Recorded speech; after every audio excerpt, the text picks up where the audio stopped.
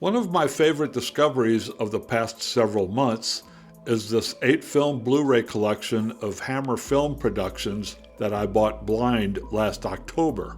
The movies here come from Hammer's partnership with Universal Studios in the early 1960s. The best horror film here is The Evil of Frankenstein from director Freddie Francis in 1964.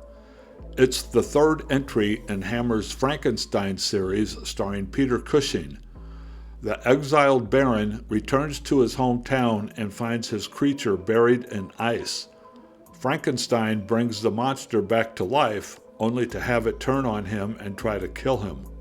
My two other favorites in this collection I consider more thriller than horror. The Phantom of the Opera is a 1962 release starring Herbert Lom.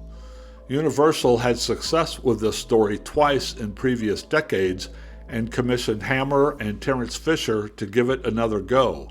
This one did not go over well with critics and audiences in its time, but it sure works for me in 2025. I love this movie. Paranoiac from 1963 is another stellar Freddie Francis movie. It features a gloriously over-the-top performance from a young Oliver Reed attempting to drive his sister insane to claim an inheritance. Reed's scenery chewing through all this movie's twists and turns had me twisting and turning in my seat. Two more films here I liked a lot. The Kiss of the Vampire, directed by Don Sharp, is a 1963 standalone about an evil vampire cult.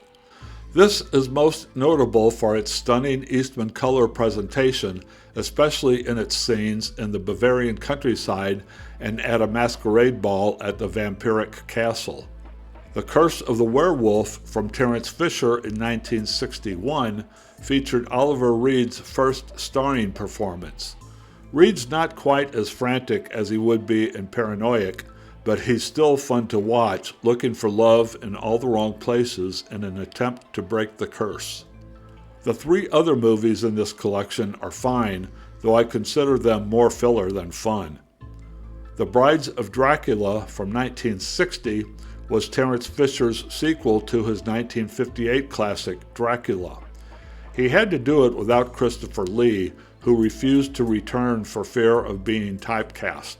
Night Creatures, a 1962 film by director Peter Graham Scott, stars Peter Cushing as a parson with a sordid past in 19th century England.